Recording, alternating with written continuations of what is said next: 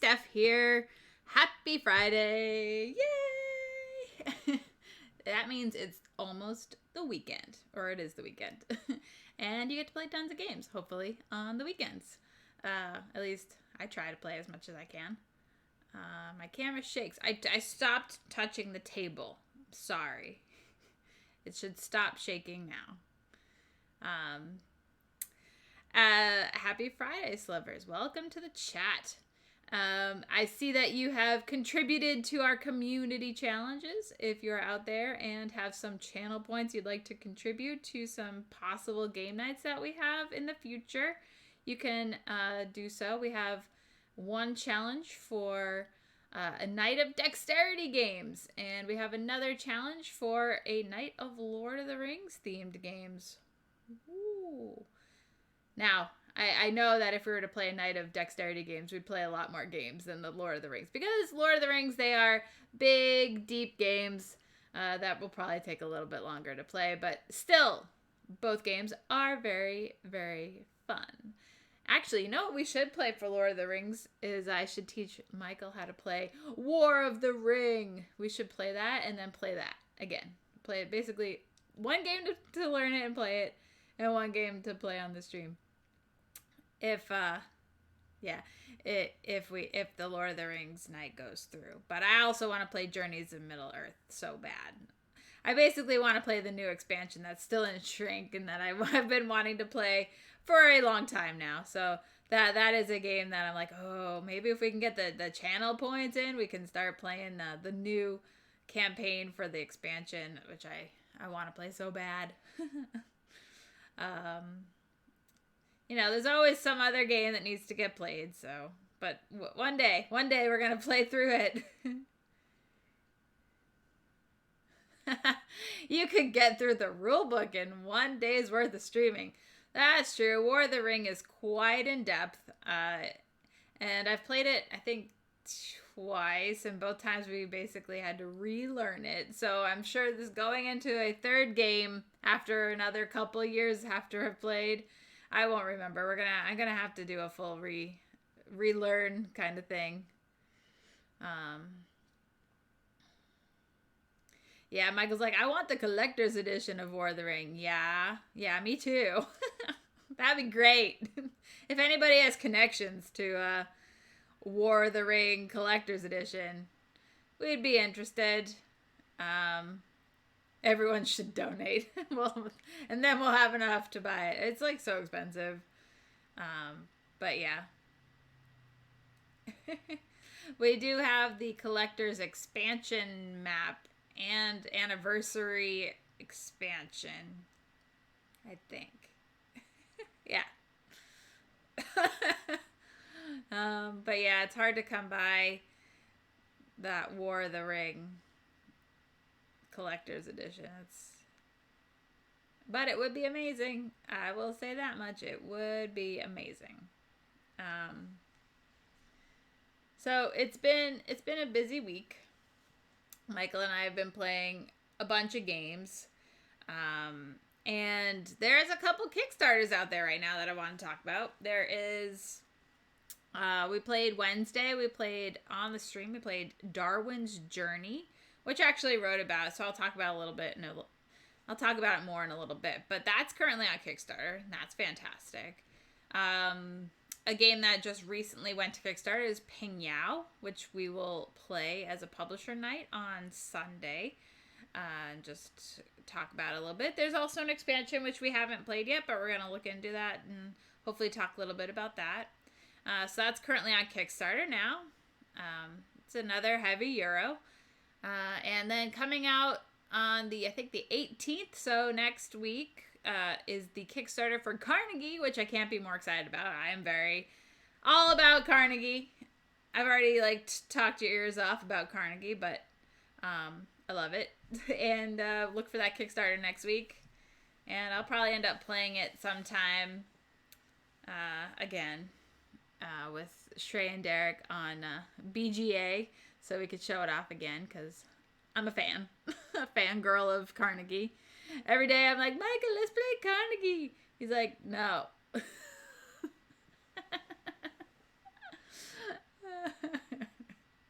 No. I'm gonna go play Carnegie with Derek and Shrey. I'm gonna go play. And so I've been playing a bunch of Carnegie. So those are 3 pretty big Kickstarters this month alone, and I know there's a bunch more coming in the coming up weeks. So I guess it's the time of Kickstarters. January, February, everything will get delivered at the end of the year, kind of thing. Probably. Hello, Pook. How are ya? Thanks for joining us today. I was just talking about some Kickstarters that are happening right now. The little panda bear going, ah! It's so cute. Love it. I love it. Yeah, so every Friday I just kind of talk about the games I've been playing, and so I write blogs. All my blogs and all the games that I write about are, every game I write about is in the blog, so that I post Monday, Wednesday, Friday, and it kind of goes where, like, big reviews Monday, Wednesday, and then all the other stuff on Friday. Like, oh, and then I played these games and they kind of sucked. And the Friday blog is kind of like the harsh reality of the game world, right? Where all the games that I'm playing, like, it's been on the unplayed shelf. I'm going to try it out now. And then if it, see how it does. Or we're playing games off of the shelf that we need to play one more time so we can see if it's a keeper or not, kind of thing. So those usually show up on the Friday blog. No, you have not missed any links yet, Michael. I'm just kind of talking about the general flow for Friday's chat with Steph, Hodgepodge of Gaming. And yeah, so I just talking about the blog. Friday, the dumping ground. It's got to go somewhere. I play a lot. So because I play so many games, they're not all gonna be great, right? So you gotta put the bad one somewhere, right? Everything deserves to be featured, and everything deserves to have a pretty picture attached to it. However, not everything deserves to get a spotlight review, kind of thing. I'll say what I think, and I will say how the game plays. And even if something isn't for me, it doesn't mean it's not for somebody else. Because there are tons of games that I don't like that a ton of people like. And it's just because I'm generally what you would call a Care Bear. I don't mind combat in games generally. But if it's really just a whole bunch of take that and, I'm walking along, collecting my goods, and you're just like, boom! And just take me out. I'm like, it's so frustrating for me. So I'm more of a Care Bear gamer where I prefer to have multiplayer solitaire stuff. Oh yeah, Dune Imperium. Yeah, you read Dune Imperium was not for me, exactly. So there was that. And so it's like, I posted some photos on Instagram yesterday for Cosmic Frog, and the game is like incredibly beautiful to look at. I mean, it's psychedelic. It's totally like trippy and weird themed, and it will work for so many people, this game. But for me, it's like a whole bunch of combat slash, take that. And I'm like, in order to do well, you need to kind of fight people. I mean, you can play that game and collect your resources, eat these huge lands because you're a giant 3-mile high frog in the game. So you're eating these like interstellar like lands, and then you're trying to collect these lands.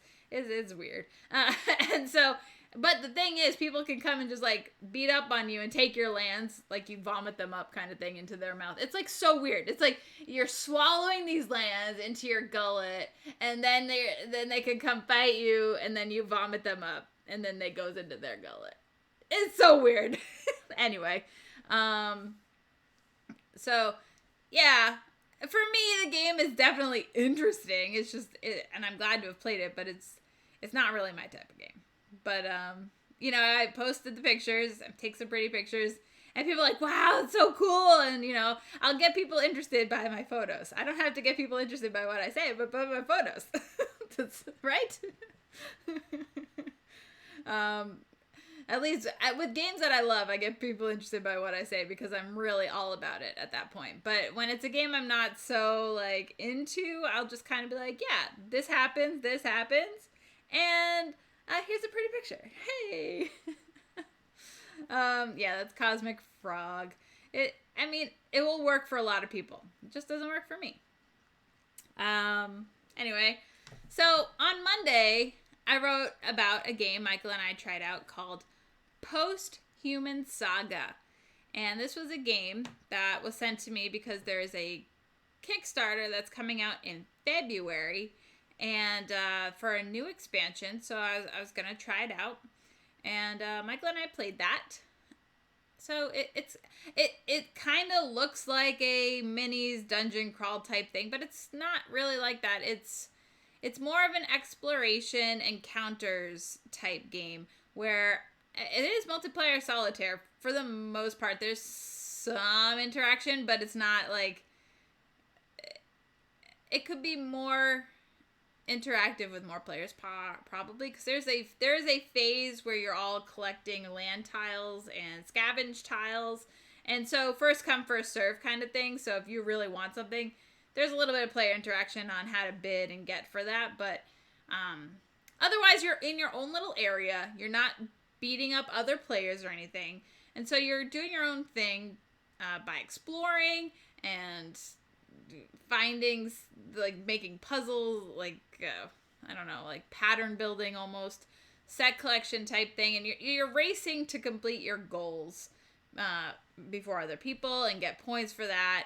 And so you're just trying to survive. You're gonna have encounters, roll some dice. You have your weapons attached to you, so that will boost your stats a little bit, that kind of thing.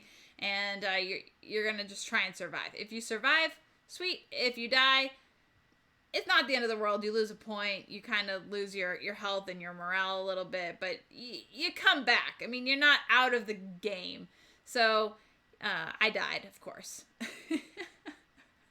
I pushed my luck too much. I'm like, I'll be fine. I'm going to go on this explore and this encounter, and I'm going to survive.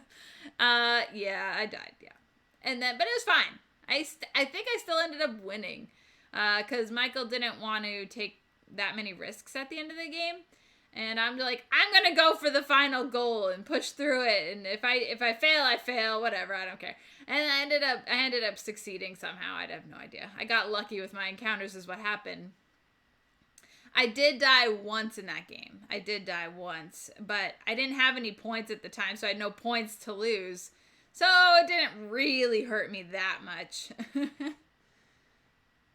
Does it become post-human saga then? That's probably what happens.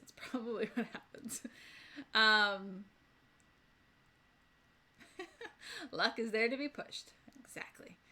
So, it was fine. There are 70, events / stories that you could have in the game, and you might see 6 of them in the game or something. The encounters are different than the story events. So it's a little different, but you're going to reveal a token. It's going to have a number on it, say like 44, and then you read passage 44, and you'll get some options. So Michael reads me the passage and gives me like A, B, or C, and I have to say, I will do this, and then I might have to do a skill check, or something might happen. I might lose a heart or a morale or something, or I might gain something if I provided food or something for a situation. So there are different outcomes depending on what you're doing.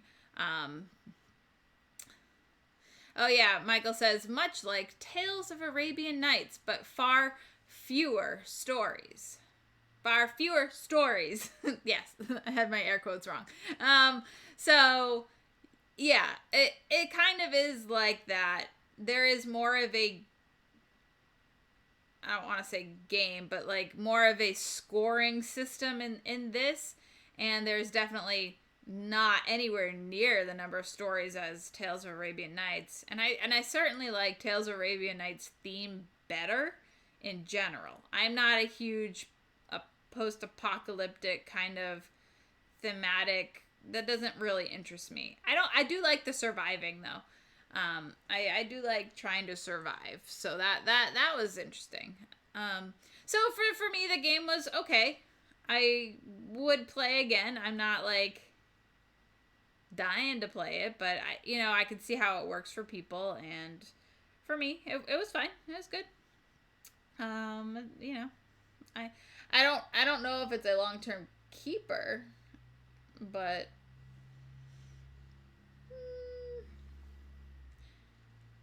we should stream Tales of the Arabian Nights, says Michael. I would.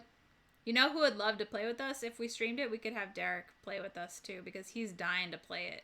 So we could have Derek on as like a guest, because he's like, we should play Tales of Arabian Nights. I really, really want to play it. And I'm like, oh yeah, Michael would like that, I think. So, Derek Johnson of the Derek and Shrey group.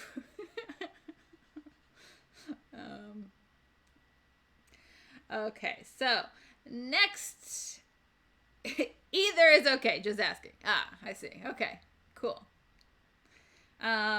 Next I talked about Architectura.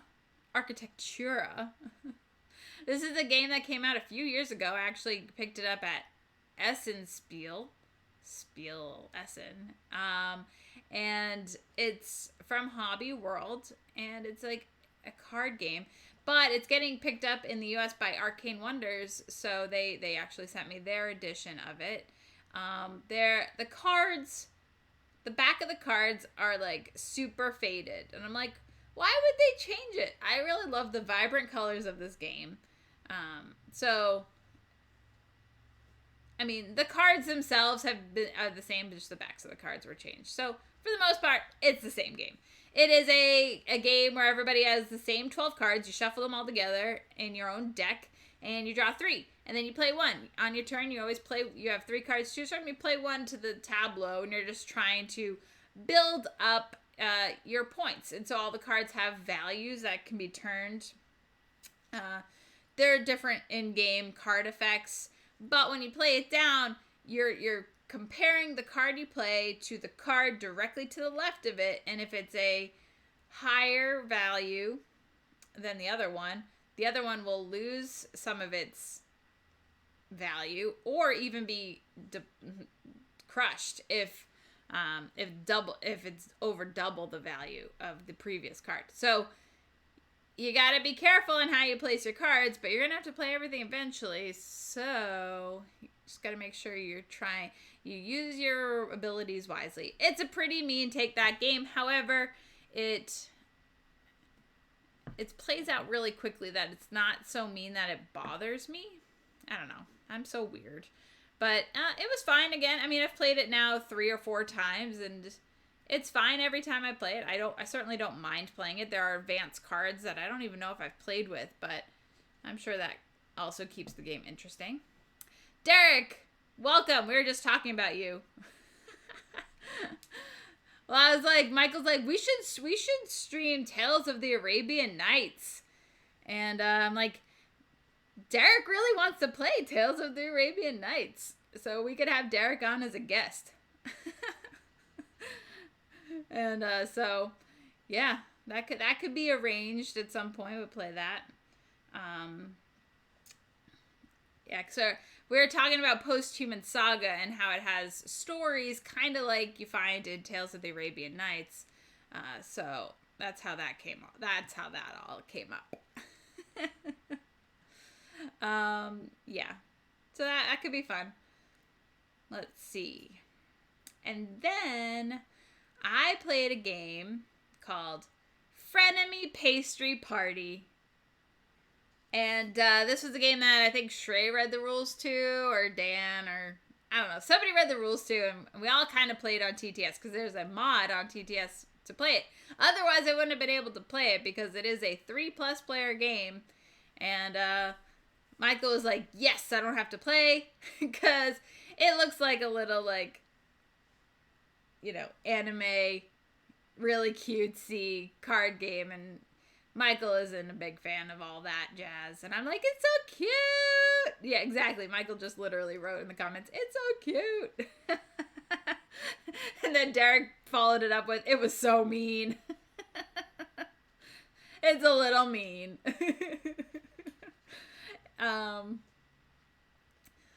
So yeah, it's a frenemy pastry party. It's frenemies. You're frenemies. It's a simple card drafting game. Oh, hey, there's a big sheep in my face. Hey, thank you for following. Yay! Real Spockerates. Thank you for following.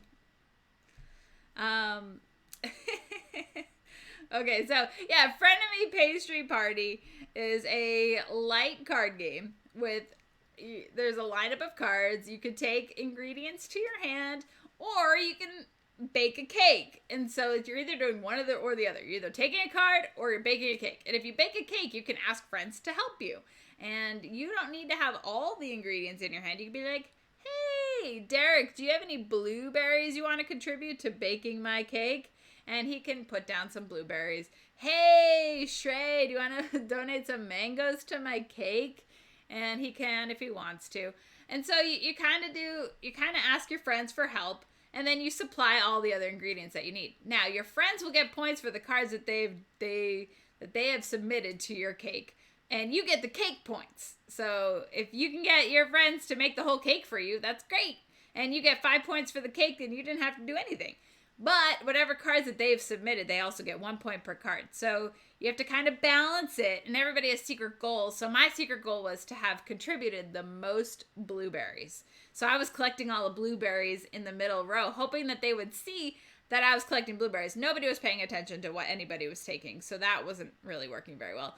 And I'm like, hey, I'm taking blueberries. I verbally said it towards the end of the game, and then they started asking me if I had blueberries, so then that kind of worked. So I was able to complete my goal by submitting most of my blueberries, most blueberries at the end of the game. Of course, mangoes. Lots of mangoes. You're collecting computer games, yeah. You're a computer game collector. That's for sure, Michael. That's for sure.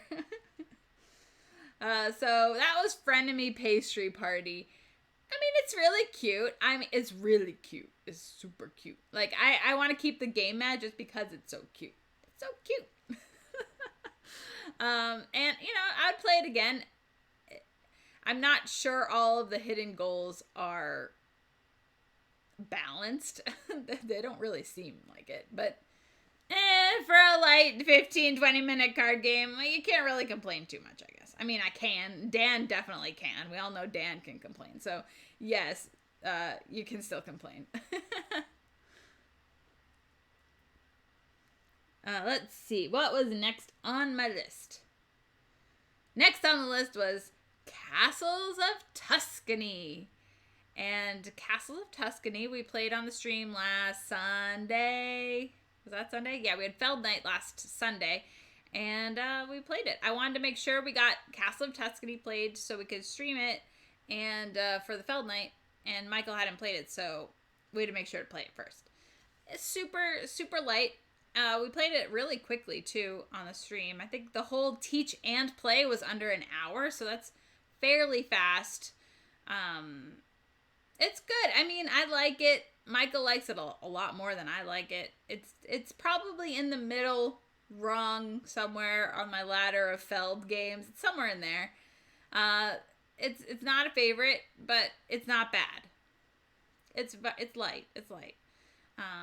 And so I can understand why people like it a lot, because it's a lot easier to get played and it's a lot easier to teach new players. Maybe it could be an intro game into the Burgundy because it gets you the concepts of claiming tiles before placing tiles and matching up colors and getting bonuses for the tiles. So it could be a good intro into like a Burgundy type game. So I like it. I'm glad we got to play it again. And yeah. What's going on in the chat? Everybody's talking. Everybody's talking about Michael streaming Far Cry. Slivers wants to see Elite Dangerous. Michael's like, he goes through phases. He goes through phases of games that he plays. If you're into Far Cry or Elite Dangerous, you can follow Bosun Michael on Twitch, and he has a good time. Get it regardless. He needs to play through it and win, and then he'll go to the next one. Michael's already planning out his whole, like, what am I going to play next? What am I going to play next? He's been talking a lot about what he's playing next. He hasn't finished Far Cry yet. Oh yeah, you should try Tuscany. It's definitely worth trying. However, if you haven't played Burgundy, if you don't like Tuscany, I would still try Burgundy. A lot of people don't like Burgundy too. That's fine. But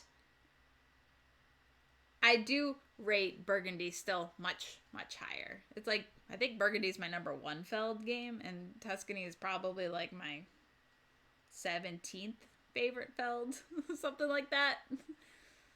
I think Feld has, 27 games? I looked at this the other day, and there are a lot, and I haven't played, 2 of them. So I still have to play Rum and Bones and, Revolution something of Feld.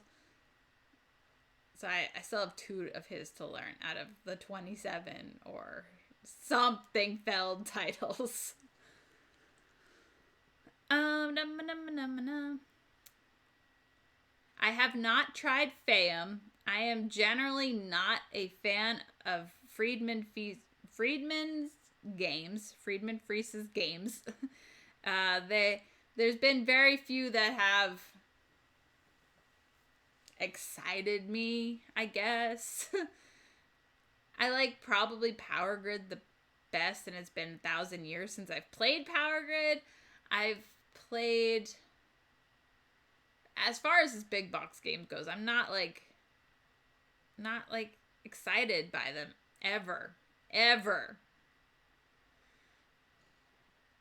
So I have not yet played Fayum, and I think Shrey played it, and he was less than excited about it.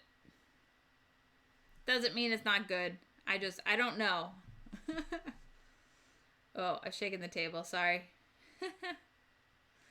Bonfire was a miss for me, but I know people love it, like Gertie. Well, Gertie's the biggest Feld fan ever, so that's hard to he is obsessive. But I have Bonfire right here. I got it this week, and by got it I mean Rob sent me a bunch of games, and I'm choosing to buy it from him. So I'm buying Bonfire because it showed up in Rob's box. So I'll keep it. Michael and I will play it, maybe stream it if it rings true. So I think I will like it better.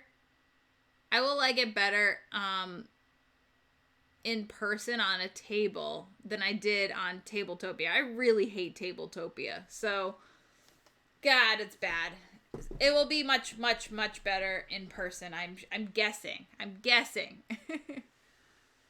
Oh yeah, Shrey said, I have played Fayum 2-player. It didn't wow me on the first play, but it is one of those that might need work for me on a second play. It might work on a second play. I see. You think Michael will like Bonfire? I think so. Michael generally is pretty favorable towards games after playing them. And there are some that just aren't good. We play a lot of crap. But, I think there's a lot of interesting choices in Bonfire. The problem is that they don't really interconnect that great. And it might be more frustrating to try and make those connections than it's worth. I don't know. So, we'll see. I definitely want to play it again. And, yeah, Michael wants to play it too. Crap.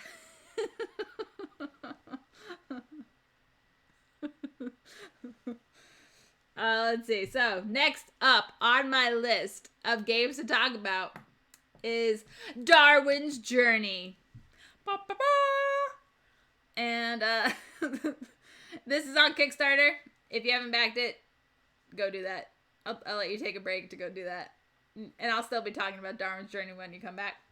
Uh, it's great. It's probably one of the best Simone Luciani games that I've played. I love Marco Polo, so I don't think anything will ever pass Marco Polo. And Tzolk'in, I'm a big fan of. I love Tzolk'in. But this one has its own legs. It's really good, and it's held up after several plays. I want to keep playing it. It doesn't excite me like Carnegie excites me, but it's right underneath in the level of excitement. So it's still really good. It's still really good. Yeah, that's true. There's no mechanized tortoises. This is true. We got to get those guns on those. We got to make them into Bulbasaurs and Blastoise. Like them all Pokemons. And yeah, funded 12 days ago, $700,000 right now over that. So people are excited about this game, and for a good reason. It's crunchy. It's very cool to try and think about all of what your possibilities are. The game changes every time you set up a new game because a lot of things come out and mix around, so you're not going to see the same bonuses and the same action spaces and the same cards, and so there's just a lot of different things to think about each time. But what I really like about this game is that you're leveling up your characters as you go. Their skill level increases, therefore they'll get better benefits at the different locations that they're going to. So it does a good job about moving the game forward and gaining better rewards as you go. And it's really interesting because there's only 5 rounds and you're going to use each of your workers 5 times. So you're still leveling them up, but you got to like really hone in and focus on a couple of them because they're not all going to be able to get their huge level up abilities because it's too hard. How did they pull that off for a heavy euro with 0 minis? Get a good design, a good designer. I mean, you know what? If Uwe Rosenberg went to Kickstarter, I'm sure he would do very well. You know, everybody, it doesn't matter if a name is attached or if Lacerda, right? His games do really well on Kickstarter because of his name. There's not usually minis in a Lacerda game, right? I don't know. You can always add minis, right? I don't really do the mini thing. I prefer the punch out colorful cardboard to minis generally because I don't paint them and I like color more. So it's just preference, right? I don't know. I'm not a minis person, I guess.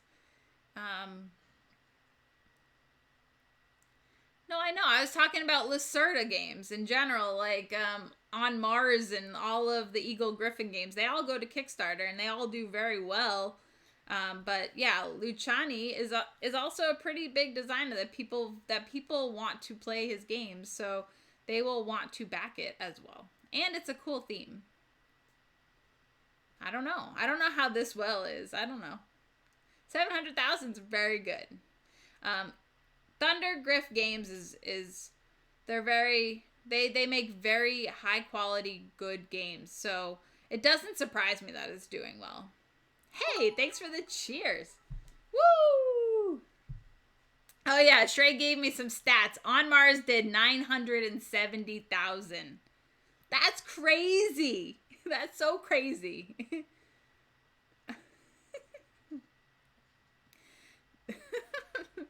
Yes, they were all Blastoise miniatures. So Kanban did 600,000. I mean, even that is still really good, and that's a reprint of a game. That's a reprint. Like / upgraded reprint-ish. Escape Plan did 660. Yeah, I mean, Lacerda, yeah. What I'm saying is, if you can make a quality game with a designer name that people know, it'll do fairly well. Michael's like, I should have had miniatures in warehouse. Maybe. Little football. Yeah. And the artwork, of course. And Ian O'Toole, that will always help. Quanchai, if they're involved. Yeah, I mean, if you can get something to look really good and you get good quality components, I mean, people will buy it. That's what happens with Kickstarter. People will buy it.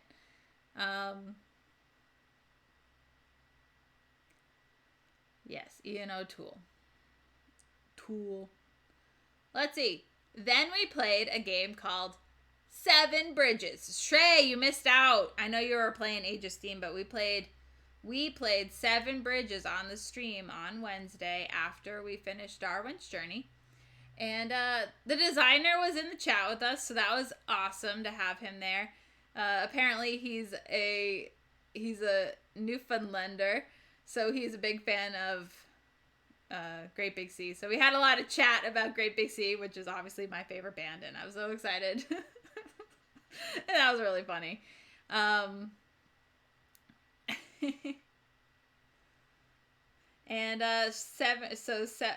Shrey's asking, guess what game I ordered yesterday? Praga. Did you order Praga? I don't think it was Munchkin. Spirits of the Forest is my favorite Thundergriff game. I like Spirits of the Forest, okay? I love Tangarden, so I agree with Derek, Tangarden. Shrey said, no, Seven Bridges. Keeping it on topic. I like it. Seven Bridges. We played, Michael and I learned it, and then we're immediately playing it on the stream. I posted it in Instagram, and I tagged the designer, and he contacted me, and he's like, oh, tell me when you're playing it. And I'm like, after Darwin's Journey, which I don't really know when that's going to end, but probably between 8 and 9 Central, and I was pretty accurate on that timing.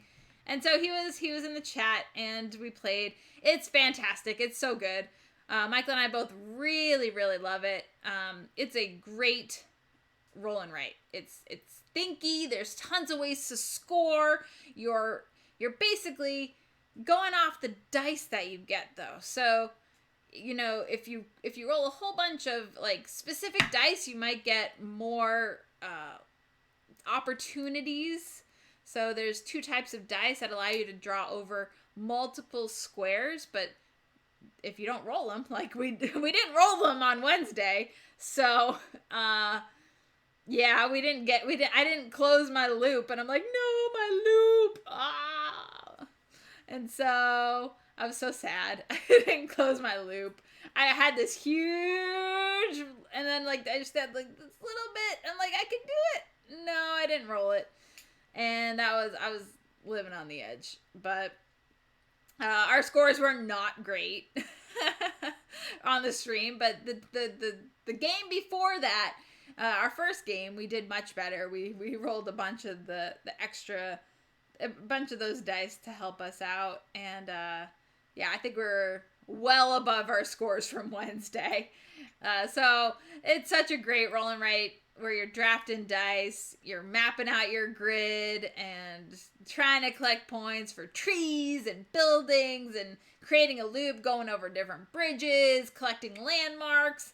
I mean, there's a lot to consider, and there's a lot of different ways the game can play out. So I really liked it. I really, really like it. If you're into roll and writes or even heavier roll and writes, it's really, really, really fun. 7 Bridges with a side of graph history or graph theory. Yes, there is about that. I mean, it. If you like math games, it could be very mathematical, and that's why Joe R backed it to begin with, because math.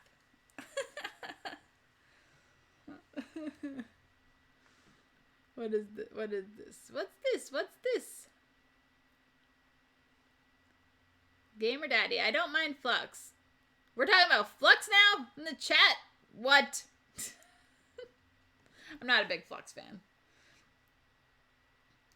Slivers played Sonora again last night with the boys, and so fun and wonderful. I really love Sonora, so I agree with you there. It's on my shelf. It's gonna stay there. So that's a fun roll and write. It's a flick and write. It's actually a dexterity game, so that's exciting. I should play that again sometime soon. It's been a while. So I'm always into roll and writes anyway, and that's one that. Seven Bridges. Check it out. Highly recommended. Will probably fly under the radar. It'll probably be. It's hard to say now, but it's only January. But it will likely be near the top of my list at the end of the year. Like, I would think it would make my top 50, if not 25, for the end of 2021. Though it's hard to say right now because it's still only, 15 days into January. But it's really good. And Darwin's Journey will probably be up there as well. But I really like both of those games that we played on Wednesday. Wednesday was a solid day of gaming, that's for sure. Hey, thanks for following, Brett. Oh, Michael says I'm not paying attention. I won't play Flux, says Michael. No C above Munchkin Legacy. I prefer vegetables. I don't like over Munchkin or Flux. Michael, do remember a few years ago at the hangar when Jeff burned all the empty boxes and the Advent expansions came in. Something.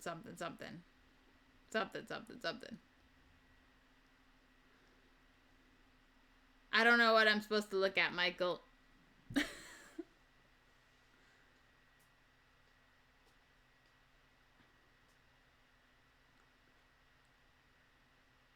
What am I supposed to look at? Munchkin Legacy and Flux Legacy? Those are legacy games that I can probably skip. We put them in the fireplace and win. Oh, man. Burn. Literally. Burn. Literally. I said I like Munchkin Legacy is where you buy a copy and burn it. Ah, I gotcha. Nice. Well, now there's gonna be a Sagrada Legacy. I saw that email. We'll see about that. All right, what else did I play? Wednesday, I talked about Nidavellir. Nidavellir.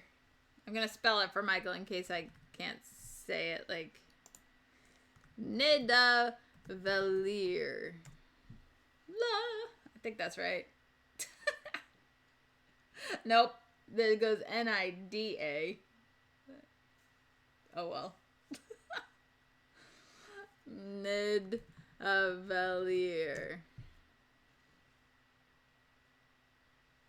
That should work.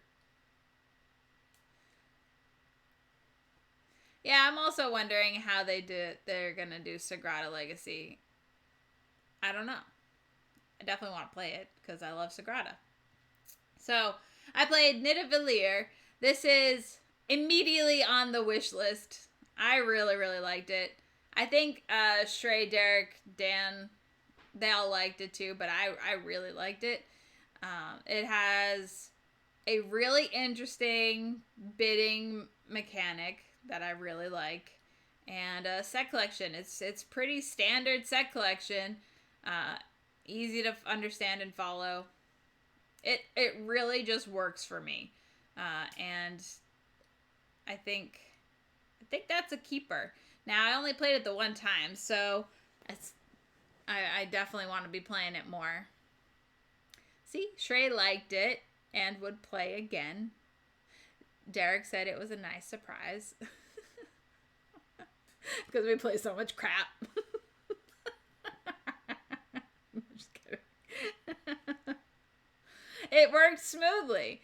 That's what I'm saying. It has a nice bidding mechanic that I really like. You have these 5 tokens and you're bidding on 3 different areas with cards, and you will get one of the cards in each area depending on the value that you place in that region. Now there's 2 tokens that are left over, and if you use your 0, you'll combine those two. If you use your 0 in a bid, so you're basically going to get last pick, probably, you're going to combine the other 2 tokens into a stronger value token, and hopefully you can use that in the next round. And so you're trying to like build up your tokens, and you might score for them at the end of the game, and you're trying to get big sets of different colors, and there's a lot to do, but it's fun. I really like it. So check that. Check it out. Check it out. I'm gonna drink. I'm gonna hiccup. Derek's like, I got crushed and still enjoyed it. That's a sign of a good game. We also learned Quetzal. This was on Board Game Arena. So Shrey read the rules to that one. Dan had played it previously. He was like, yeah, I don't need to play that again. He didn't play with us, but I guess he's played it before. It's fine. It's fine.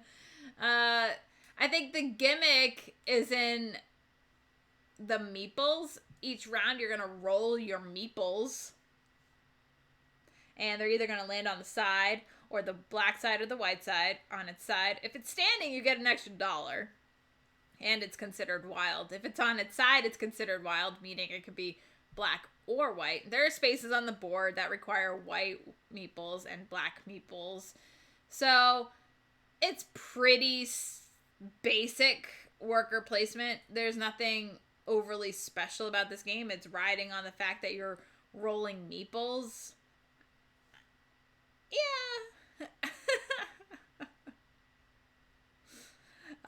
So for me, Quetzal just did not work, which is sad because the game board is absolutely phenomenal. It's beautiful. It's a beautiful game. The gimmick is whatever to me. It's just a gimmick. It didn't. Sometimes gimmicks are really cool, and it's still a gimmick, but it's like, oh wow, that's really cool, and you keep a game for it because it has a cool like gimmick. Like the heck was that one? The one with the towers that you're trying to feel for the size. That game.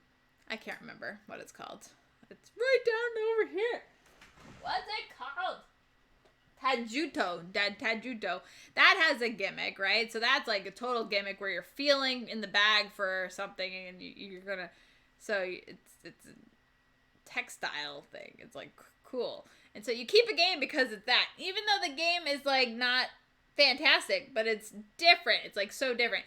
Rolling meeples is just like okay, and it certainly doesn't help that it's on Board Game Arena where you're really not rolling meeples at all. It's computer generated rolling meeples. So maybe I would try it again and see where the fun of rolling meeples is, but I don't know. For me, it was just fine. Oh, sorry, Michael. Is that better? Derek's like, I didn't like rolling meeples. Yeah. That's basically that's basically my thought. Okay, so next I talk about the Friday games, and as we already discussed much earlier in the stream, that Friday games kind of get the shaft. It's kind of where all of the rejects go, or replays of games that are decent or bad or whatever. And this time, Michael and I, we were working on the Alphabet Challenge a little bit. So we played a game called Labors of Hercules, which is not in BGG, so you don't need to go looking for it, Michael. It's a puzzle game. There is another game on BGG called Labors of Hercules, but that's not it. This one is a puzzle game, almost like a one and done puzzle. You solve the puzzle, you flip it over to see the answer, and yay! Now, a big problem I have is that there were no solutions in the rule book. So we don't even know if we did it right. I think we did it right, though one of the pieces was actually incorrect. So that's a pretty big mistake. But I'm pretty sure we were still correct, but we don't really know because we can't check. So we ended up not doing the other 2 puzzles in the box. We'll just say bye to that one. Bye-bye. And then we played a game called Brawling Barons. And this was the designers of... Well, not the designers of Terraforming Mars, but the brothers of the designer of Terraforming Mars. So I'm guessing they did a lot of playtesting for Terraforming Mars. The Fricks brothers, maybe? I don't know. I don't really know. This is a super light card game. Brawling Barons is what it's called. And Michael couldn't be done with it fast enough. I'm like, just keep taking money. If you take money, the deck will run out and we'll be over. Because that's one way the game would end, is if the deck runs out. So I just kept taking money, and I kept just, whatever. I got a lot of upgraded buildings. I got a lot of upgraded this and that, but Michael wasn't really doing that, and I kind of, like, almost ran away with it, sort of. I don't know. We finished it, but it's not memorable so much, and it was fine. I mean, it's a little stupid card game, so, hey, I played it. It's done now. That's fine. What game? Brawling Barons. Brawling Barons. How about Baron? No, it's Brawling Barons. Oh, did I say Brawling Brothers? No, those are different people there. I meant Barons if I said brothers. I'm sorry. Gamer Daddy says, we've all had those games where you just make a move to get it over with as soon as possible. Yeah. I've been there. I've definitely been there. Just like, whatever. It doesn't matter to me. I don't care. Just make this game over. So, no, Labors... Is that really the... Oh, you're... Okay, laborsofhercules.com is the actual site for the game. That's interesting. Okay, that's cool. Yeah. I have both of those games for sale now, guys, if anybody's interested.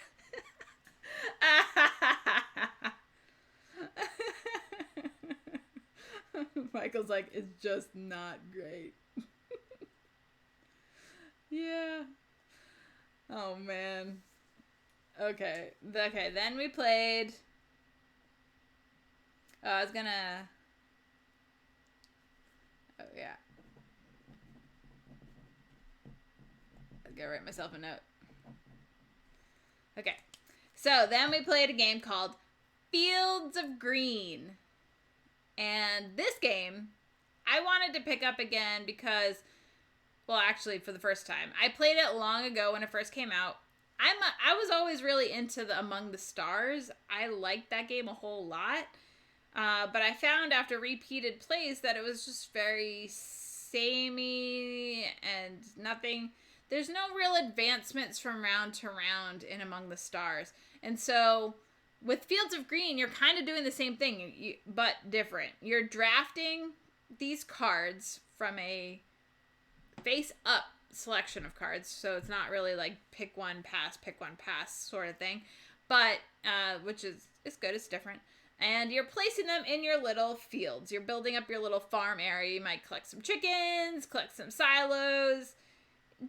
building maybe, who knows, you're gonna be building up this little like connection of buildings.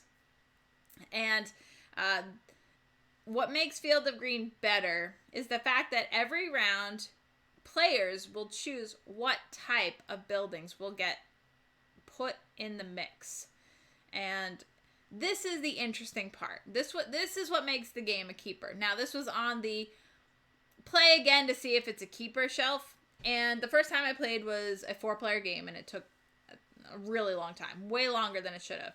At least the 2-player game moves along at a nice pace, and I felt it was much better at 2 players, and it ended up making the keep pile, which is great.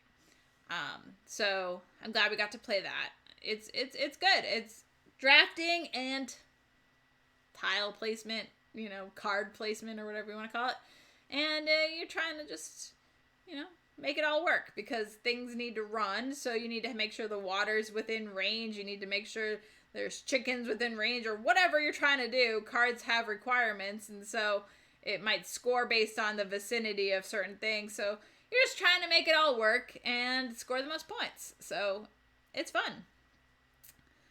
Let's see, what else? We played a couple games of X-Nimt.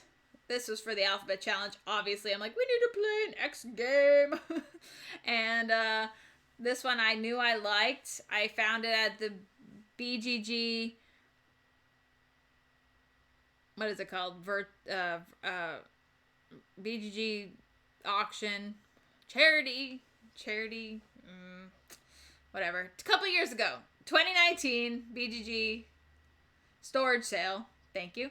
Library storage sale. Yes. And I was so happy because I knew that I liked this game. I think Dan brought it to Monday night sometime in 2017. And I'm like, I like this X-Nimt game. And I finally found a copy of it at the BGG storage sale library game thing. I don't know, whatever. And so I'm glad that Michael and I got to play it finally. And we showed it off on the stream. So that was so much fun. I really loved the game. So it's much different than X-Nimt, while it has the same mechanics of clearing a row. If it reaches that certain limit, it's going to make the row disappear. But this time, those cards will go into your hand, while one of them will go into your X row. So you have to plan your X row accordingly, because X row is worth 0 points. But if you have to clear your X row, those go into a really bad spot where all the bullheads are now 2 points apiece. So you don't want anything over in your pile. So you have to plan everything, and all these cards that you keep coming back and recycle into your hand. So you're managing all these cards that you're like, oh, I'm going to get these cards back, and I don't want these cards, and how can I do it? And so it's really interesting. So if you're a fan of X-Nimt, I can't recommend X-Nimt higher than right now.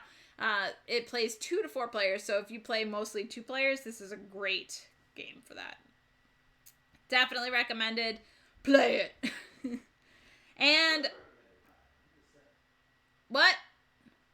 You could recommend it higher. I could recommend it higher, Michael is saying. So I recommend it higher. Just play it. Shut it.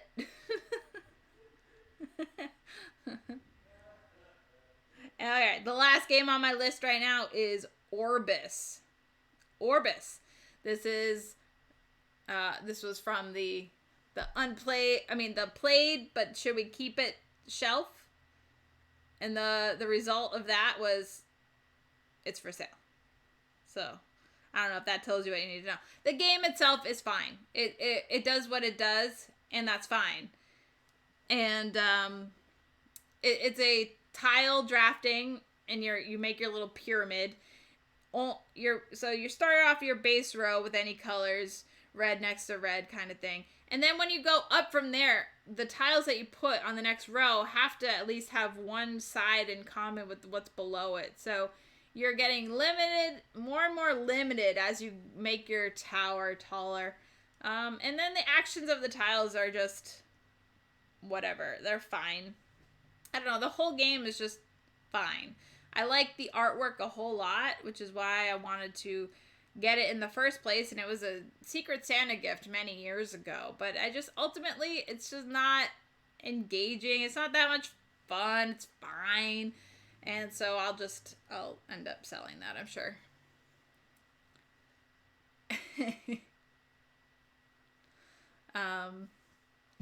I don't think I can recommend X-Nimt as high as Gigapolis.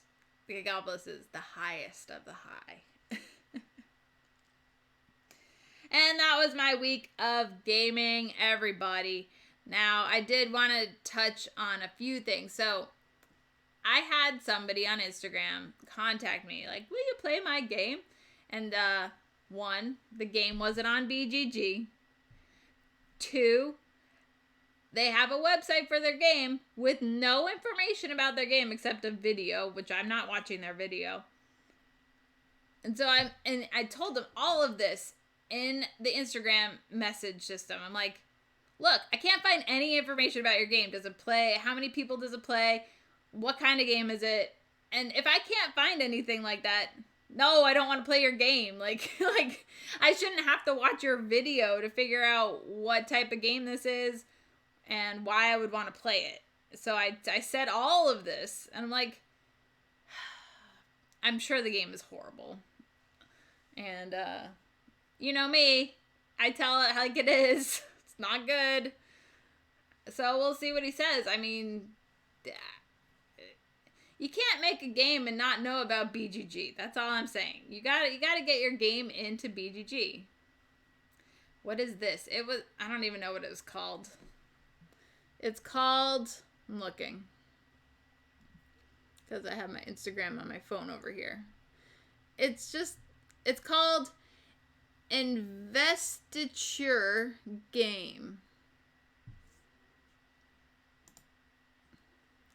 Investiture Game. Super Yum 2. That's basically what this is. People. Jeez. I bet you. Is Super Yum even in BGG yet? Probably not. No BGG, no dice. That's what I'm saying, Derek. It's like, people don't understand. Like, oh, they see that I like games. Great. That's great. Get your game in a game database first. It doesn't matter. No, he hasn't sent it to me yet. I haven't responded to him yet because I don't think I want to play it, but we'll see. Maybe. So Rob sent us a box today, and inside was Hop Pop or Pop Hop, which is clearly Trouble. I'm like, nobody's gonna buy Trouble.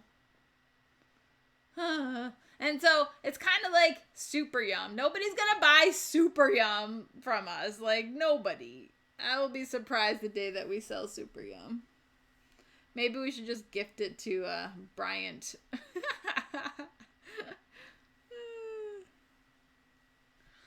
Hop Pop.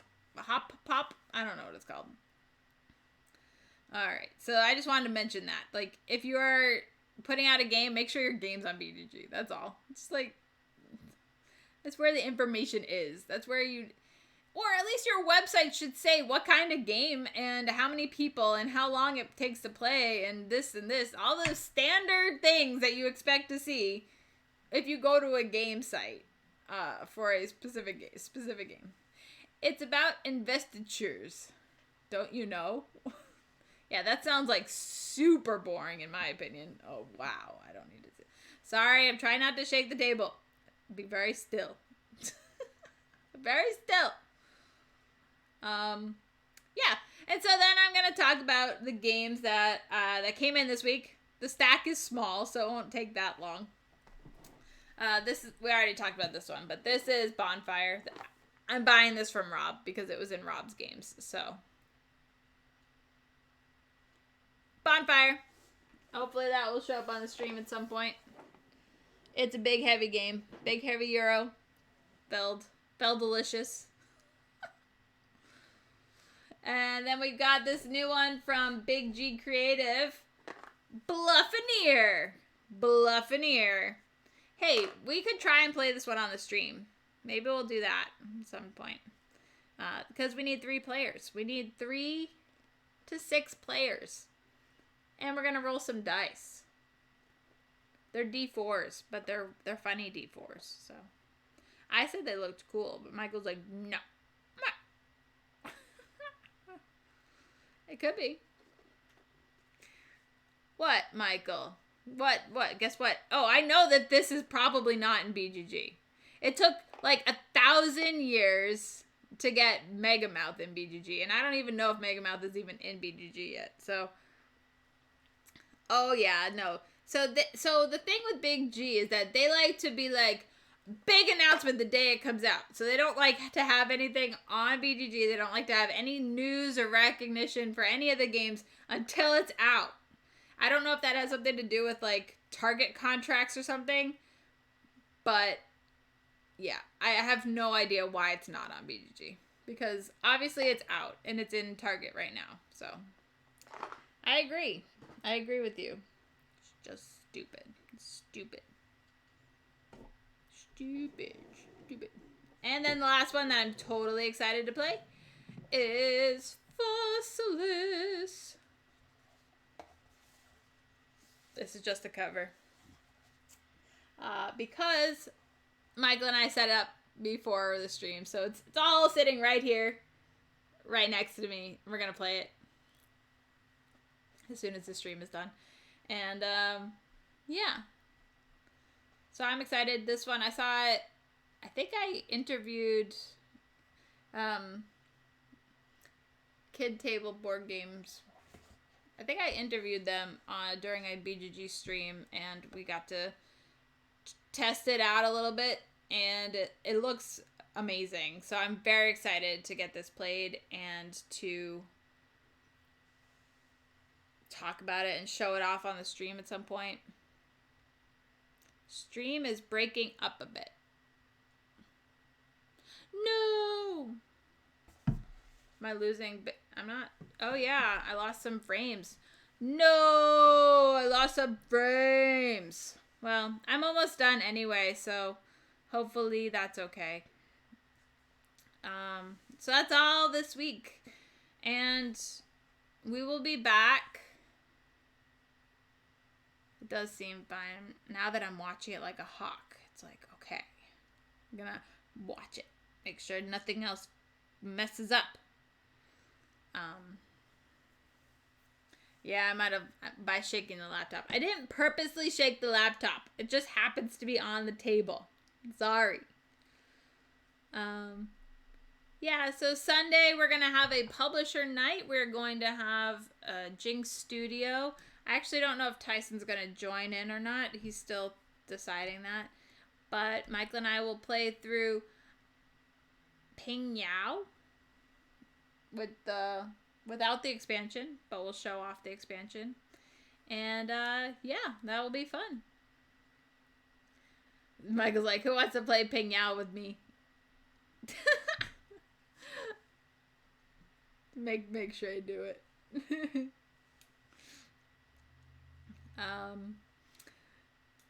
Yeah, I mean, if Michael doesn't want to play, I could probably just do it solo. I just need to read the solo rules and figure it out. But it should be fine. The game isn't too complicated.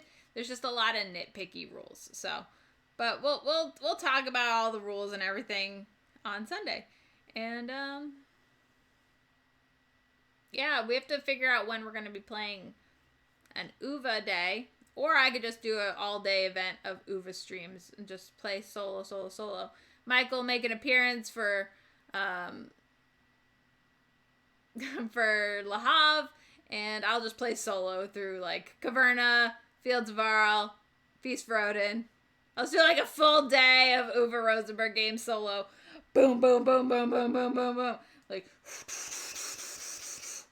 knock them all out. You know what I mean?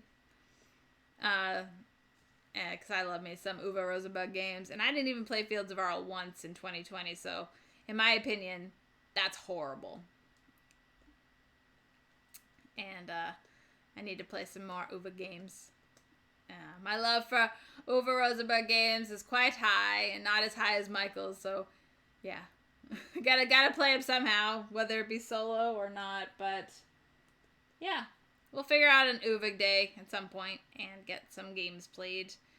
And we have other community challenges going on right now. If you want to submit your community to the community challenges and some channel points, if you have extra channel points just floating around that you don't really want, you can, throw them into a community challenge, which is you can do up to 2,000 every stream that I'm on.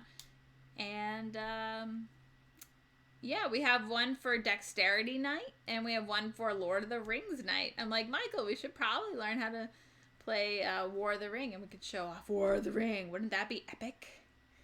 I would like to play that again. It's been 1,000 years since I played it. You can't decide which one to back. You could do both. Or you could just do 1,000 to one, 1,000 to another. 2,000 per 24 hours. Okay, thanks, Gamer Daddy. That makes sense. I'm not usually on every 24 hours anyway, so it's probably fine. I'm usually on Wednesdays, Fridays, and Sundays, so that shouldn't be a problem. Isn't that board huge? Yeah, the board is huge for War of the Ring, but we've dealt with bigger. Didn't we play Rococo the other day? That board is like the biggest. It's like the biggest board. Yeah, you know, it's fine. We'll figure it out. If you make the goal, then Twitch puts you on the front page when you're streaming. Gets you more exposure. Oh, okay. How do you say, okay.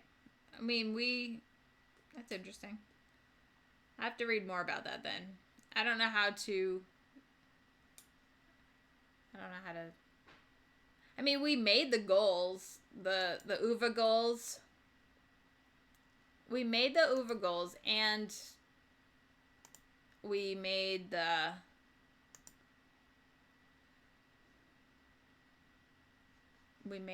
Feld goals. But I don't know how to tell Twitch that we did it without hitting yes. But yeah, it sounds really good.